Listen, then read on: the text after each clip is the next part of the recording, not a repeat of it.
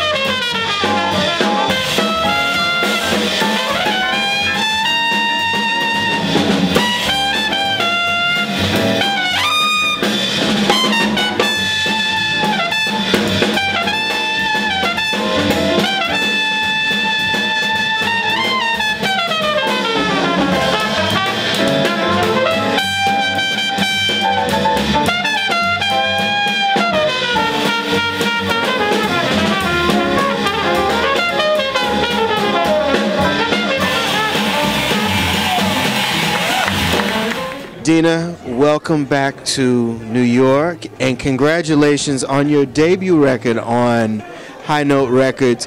This is a very, very beautiful album in that we spoke briefly. Shirley Horn means a lot to a lot of jazz vocalists and pianists, and you decided to just go on a whim and do an entire tribute record to her. Yes, I mean, when I was introduced to Shirley in the early 90s by a friend of mine, pianist, from the first few seconds of the record, I was just taken. And I really studied a lot of what she's done. She's done quite a long legacy of music that she left us. And it took years for me to really feel like it was the right time to do the tribute record, because I really never wanted to do a tribute record. So I had to get past that. And also years had gone by. She died in 2005, so the years kept going, and I thought, nobody's really done one, really. So, I mean, there were a few friends of mine in Europe did some, but nobody really did on the scene. And it was my first one for High Note, and I thought, okay, let's just do it. And it ended up being great. I have Gary Smulyan, Jeremy Pelt, and Eric Alexander, along with my usual cohorts, Martin Wind and Matt Wilson. So we've been playing now as a trio probably over 15 years. So to have the horn guests, and Shirley would do that once in a while too. So it just sort of pays tribute in many ways to her. Yeah. One of the things we're going to do, we're going to break down Shirley. And there was a record that she did called Here's to Life. And I remember the very first time I put that CD on, and it was like time just stopped. I mean, there were a lot of things going on. First, there were themes in that album. Yeah. And then there was also Johnny Mandel and those gigantic. And I want to know, with the content that you recorded on this, how did you go about choosing the music for this tribute record? Well, Shirley, she is sort of known for her ballad work, those ultra slow, beautiful ballads. And nobody can do them like her. I can't. I don't know who can. She's one of a kind in that way. But what I also dig about her is the swing. And in the 60s and 70s, some of those records, Shirley Horn with Horns, and it's really, really, and I love to swing. So I sort of wanted to focus more on that. I wanted to really bring some of the more early tunes that she recorded mainly when she recorded them in the 60s and 70s. Songs that actually are in the standard jazz form or American songbook style form, but little known. Songs like Sunday in New York, You Won't Forget Me. I think that's the song she got a Grammy for, right? Yeah, I think so. Well, she did this record with Miles, Right. Yeah. And like I always tell it to the audiences, it's like we couldn't. I really love that song, and I thought, she titled a record that. Well, I can't title the record this, so we had to change it to We Won't Forget You, a tribute to Shirley, or an homage to Shirley Horn. So, yeah, those songs, Big City, there's even some of the more rockin' kind of straight eighth tunes that she just, she just put her stamp on, and I tried to do my best to try to relive those songs and also bring them back into our jazz culture a little bit, because a lot of people, they just don't know these songs. Yet they're very accessible. The song forms are like standard tunes. So I get that all the time when I do the gigs. They come up and say, I never, that's Rodgers and Hart, You're Nearer. No, but, or Rodgers and Hart, I think that is. Anyhow, all these songs that people just really didn't know or hadn't heard in a long, long time. So it was a combination of focusing on her swing and then reliving some of these and rejuvenating some of these tunes that I think should be played more often. They're great tunes. Sunday in New York, Carol Coates, the lyricist, before I went to record this record, he just happened to email me out of the blue. And he was 91 years old when he did that. And it was the cutest email. It was like, oh my God, the internet. What a wonderful invention. I think it was his first dabblings with the internet. Maybe his daughter or something got him on it. And he says, the internet's wonderful, and I found you, blah, blah, blah. And so, we were in touch for a little bit, and he sent me a lot of his recordings of other singers singing his tunes. And I noticed, when I started doing the Shirley thing, that he wrote the lyrics to Sunday in New York. So I told him I was going to be doing that, and I sent him the CD, and he's just been a very supportive and everything. He loved Shirley. I mean, she did actually a lot of his tunes with his lyrics, so yeah. I just found out about love that I like. I like it. I like what love has been doing to me. I'll hold you close in my arms and I like it. I like it. Oh, what a wonderful future I see. It's a one time only. It's a lifetime deal. I know it's real. I can tell by the way that I feel. Right now I'm living it up, and I like it. I like it. Hey, you, give me a clue. What's love doing to you? Looks like you could be liking it too.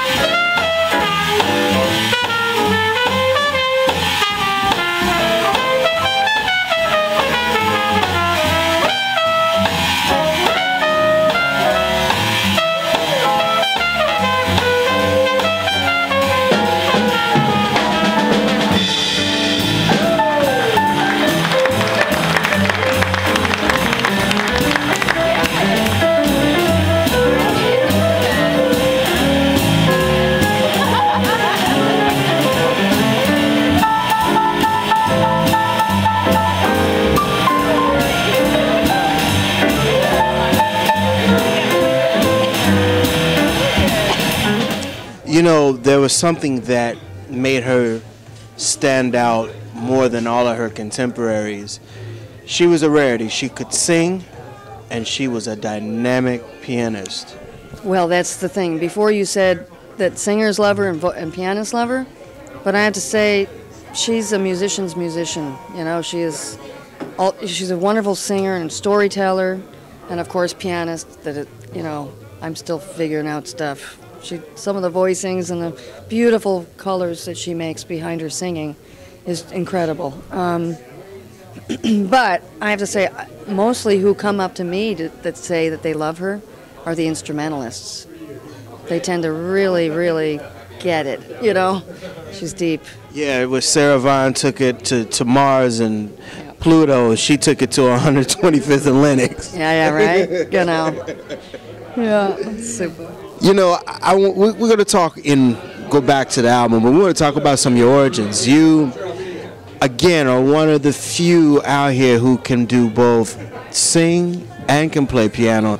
Tell me how you developed your chops as both, as a vocalist and pianist. gigging in New York. I moved here in 1990, and 91-ish. I was back and forth a little bit in it for a year, but I mean, back then, I was very fortunate to be in New York where there was a lot of work, especially as a singer-pianist. So, I mean, I tell my students once in a while this, I used to have, at times I had 14 gigs a week, between Monday through Friday, or at least Monday through Thursday, every night, like nighttime gigs, and then Friday night cocktail hour, Saturday brunch, Saturday cocktail hour, Saturday night, Sunday brunch, even a cocktail hour on a Sunday at that time at a club, because they just wanted to be different, and earlier, like 5 o'clock, and nighttime gigs and nighttime sessions till 1 and 4 in the morning.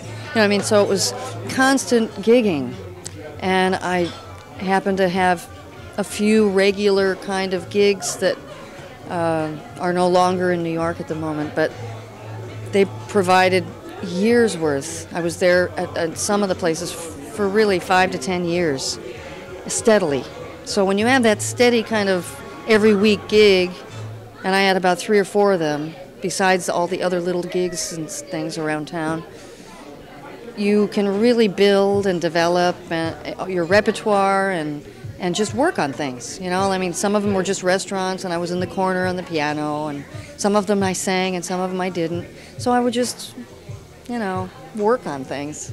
And I tell my students, like, I get paid for doing this, because it was great. I could just sit and, people were listening, but which really pushes you as an artist when you're gigging to be the best. It's different than sitting in a practice room, even though that's very important too. But gigging was, New York was it. I mean, I happened to play this place right around the corner up on 46th here. It used to be called Danny's Skylight Room in the back. It was a cabaret room, but in the front, he had a grand piano, and he had a piano player, singer there, and a guy was just a pianist there for a while, and he turned me on to the gig, introduced me to the owner, and I ended up having like 4 or 5 nights a week there for a while, right when I moved to New York. So it was a great introduction. And in the back was the cabaret room with people like Annie Ross. I mean, not even just cabaret, but jazz people. And they always, even the cabaret artists, they would hire these great jazz musicians, Ron McClure, Jay Lenhart, Dennis Irwin. I mean, all these great bassists that played with them, and certain drummers. And so when they finished the cabaret in the back, they'd bring out their bass, and they'd come up, and they'd just start playing with me. So I had, like, all this really, it was my schooling. I didn't go to university for jazz, so this was it. I understand, and I read this. Your singing came accidental. Someone challenged you to get on stage, and on a whim you decided to do it. Yeah, I mean, I was 3 years old when I started studying piano, and I didn't want to be classical. I wanted to, at one point I wanted to be a rock star, so I went on the road with a rock band, teenage years, but finally got into jazz after leaving the road with a pop band, and I was practicing like crazy, and I had some problems with my hand, eventually, my right hand, and needed a few operations. Well, I needed one at the time, and then that didn't work, and then they had to do something else. So during this 2.5-year period, I was completely depressed and thought my life was over, and was hanging out in a bar one night, and my friend was playing with this band on the stage. He actually ended up being my first jazz piano teacher, first and only, pretty much, just showing me the 2-5-1s and all that stuff. But he was playing, and I was just hanging at the bar with some friends, and he knew that I would sing sort of a little backup in the pop bands. I never really sang lead or anything. And he just said, on the mic, Dena, why don't you come up? And everybody knew I was really depressed, and I just thought my life was over. And I said, Doug, I don't know these words. He goes, I have a vocal reel book. Come up. So they were very, hometown crowd. They're very supportive. And I got up and I sang a tune. I had, the book in this hand and a mic in the other. And I finished, I think it was Our Love Is Here to Stay or something. And I finished, and it just felt so good. And everybody clapped, and they said, do another one. I'm like, and I'm flipping through the book, looking at, so I didn't really know the words. Like, I was learning these standards, all the things you are, autumn leaves, alone together, all the ones that beginning jazz people learn. And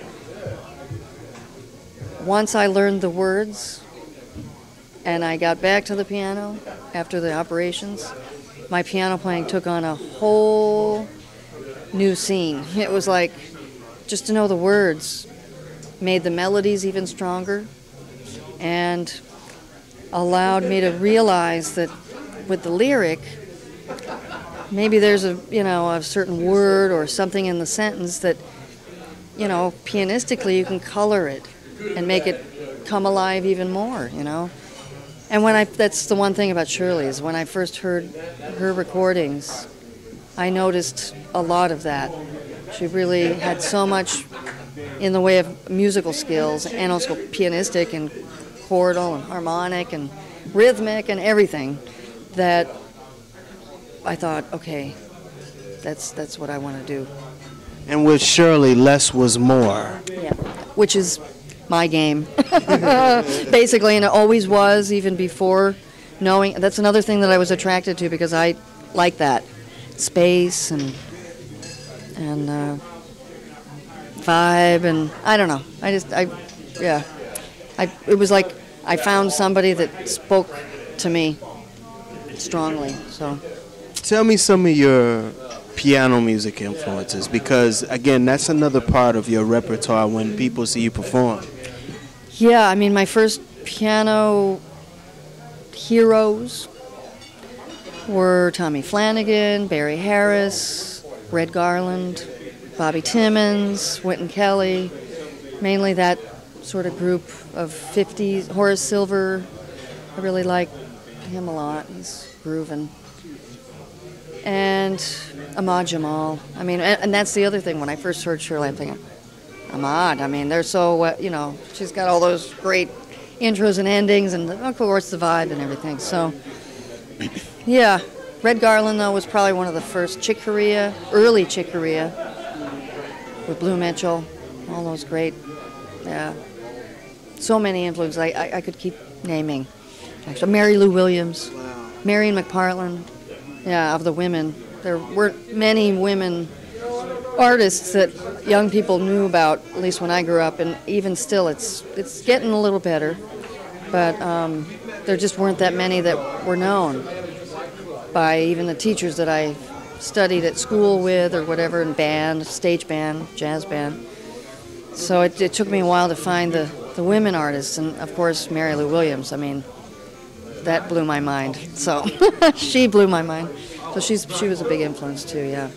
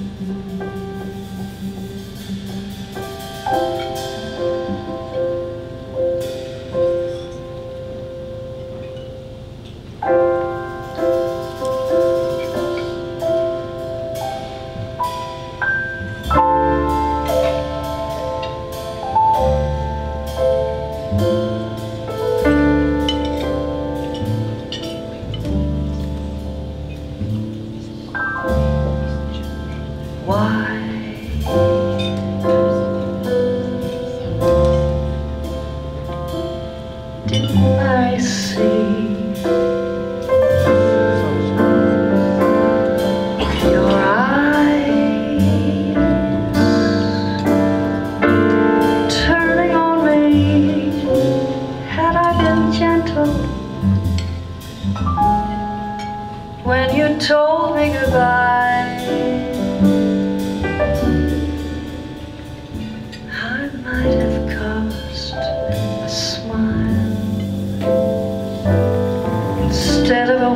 side.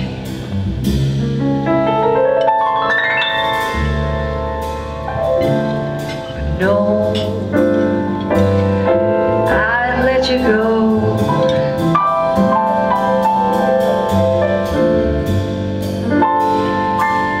Without letting you know how I depended on the love that we shared, or what it meant to me to know you were there,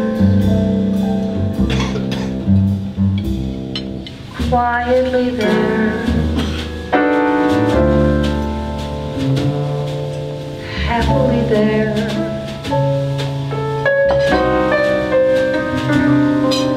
I must have hurt you many quarrels ago.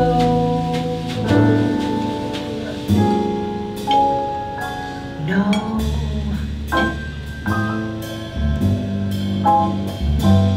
you couldn't see. That'll do it again for another edition of the Pace Report. I'm Brian Pace, reporting live here at Birdland here in New York City. I'd like to personally thank the talented Dena DeRose for her time, also the staff and management at High Note Records, as well as the staff and management here at Birdland for their warm hospitality. As always, please visit my website, www.thepacereport.com, for my weekly column as well as my past segments. Until next time, remember, if it's in the groove, it'll make you move. Till next time, peace.